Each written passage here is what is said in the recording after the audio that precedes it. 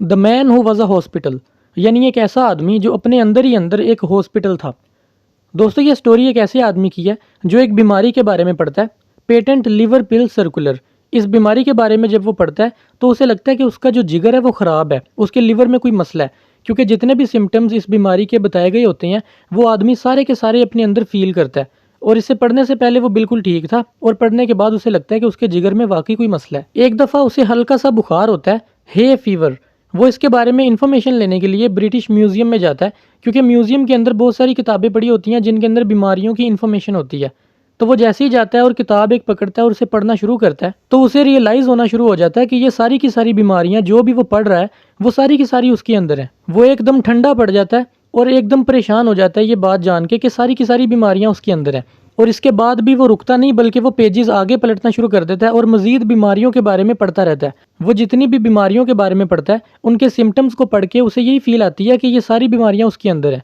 वो पढ़ता है टाइफाइड फीवर के बारे में और उसको ये रियलाइज़ होता है कि ये टाइफाइड फीवर जो है ये कई महीनों से उसके साथ चल रहा है और उसे पता ही नहीं। फिर वो एक और बीमारी के बारे में पढ़ता है, एस्टिवाइटिस डैंस। इसके बारे में पढ़ के उसे ये रियलाइज़ होता है कि उसके पास तकरीबन 2 हफ्ते रह गए हैं, इसके बाद इसकी जो कंडीशन है वो और ज़्यादा ख़राब हो जाएगी। उसके बाद वो ब्राइट्स डिजीज़ एक बीमारी है उसके बारे में पढ़ता है और इसके बारे में पढ़ के उसे ये रियलाइज़ होता है कि तकरीबन उसके पास अभी काफ़ी वक्त है इस बीमारी को डील करने के लिए। अभी वो जल्दी मरेगा नहीं इस बीमारी की वजह से। फिर वो और बीमारियों के बारे में पढ़ता है जैसे कोलरा, डिफ्थेरिया। तो ये सारी की सारी उसके अंदर वो फील करता है। और एक बीमारी ऐसी है जिसे पढ़ के वो हैरान होता है, वो है हाउसमेड्स नी। ये एक ऐसी बीमारी है जो घुटने पे होती है। जब वो इसके बारे में पढ़ता है तो उसे लगता है कि ये बीमारी उसे नहीं है, तो वो बड़ा परेशान होता है। वो कहता है कि ये बीमारी क्यों नहीं है, जैसे एक आदमी परेशान नहीं हो जाता कि मुझे ये क्यों नहीं है, वो ज़रा परेशान हो जाता है कि जब मुझे सारी बीमारियां हैं तो ये भी होनी चाहिए थी, ये क्यों नहीं है।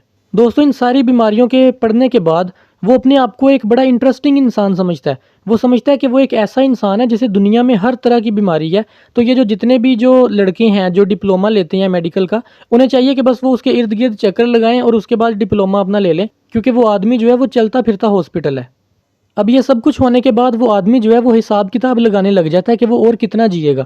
वो अपनी नब्ज़ चेक करता है और उसे अपनी नब्ज़ फील ही नहीं होती, ऐसे जैसे वो चल ही नहीं रही। लेकिन जब वो गौर करता है तो आहिस्ता आहिस्ता उसको उसकी नब्ज़ फील होना शुरू होती है। इसी तरह फिर वो अपने दिल को देखता है तो उसे लगता है उसका दिल जो है वो रुका हुआ है, वो चल ही नहीं रहा।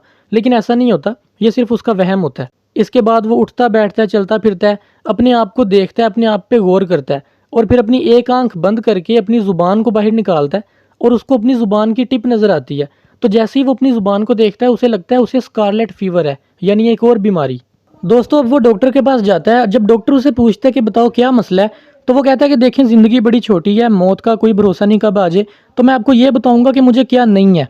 वो कहता है कि एक बीमारी है हाउसमेड्स नी, ये मुझे नहीं है, बाकी मुझे सब कुछ है। और वो डॉक्टर को ये भी कहता है कि अगर आप अपने काम में और ज़्यादा प्रोफेशनल होना चाहते हैं तो उन मरीजों को छोड़ें जो आपके पास आते हैं, किसी को एक बीमारी किसी को 2 बीमारियां, मुझे चेक करें क्योंकि मैं वो एक आदमी हूँ जिसको सारी बीमारियां हैं। तो मुझे चेक करने के बाद आप अपने काम में और ज़्यादा माहिर हो जाएंगे।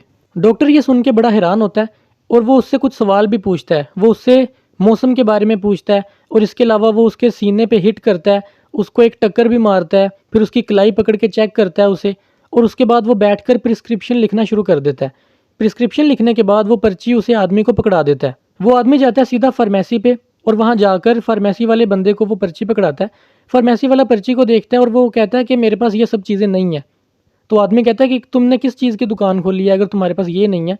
तो फार्मेसी वाला कहता है कि अगर मैंने कोई फैमिली होटल खोला होता तो शायद मैं आपको ये चीज़ें दे देता, क्योंकि मेरी फार्मेसी है इसलिए मेरे पास ये चीज़ें नहीं है। वो आदमी जो है जो हॉस्पिटल है उसने देखा नहीं होता कि उसकी पर्ची में क्या लिखा है। तो जब वो पर्ची खोल के देखता है तो उसमें लिखा होता है कि आपने 1 पाउंड बीफ खाना है हर 6 घंटे के बाद। इसके अलावा सुबह मॉर्निंग वॉक करनी है आपने 10 मील, और आपने हर रोज़ रात को 11 बजे सोने चले जाना है। और आपने इसके अलावा उन कामों की तरफ ध्यान नहीं देना जिनकी आपको समझ नहीं है। तो वो जो आदमी है जो हॉस्पिटल है, जब वो डॉक्टर की इन सारी प्रिस्क्रिप्शंस को फॉलो करता है तो उसके बाद वो हेल्दी हो जाता है और उसे कोई मसला नहीं रहता। दोस्तों इस स्टोरी में यही मैसेज दिया गया कि आपने फजूल में उन चीज़ों के पीछे अपना सर नहीं खपाना जिन चीज़ों की आपको समझ नहीं है, नहीं तो आपके साथ भी वही होगा जो इस आदमी के साथ हुआ। अब इसके क्वेश्चन आंसर करते हैं। मैं सोल्ड क्वेश्चन स्क्रीन पे दिखाऊंगा, आप रोक कर या स्क्रीनशॉट लेकर आराम से पढ़ लें।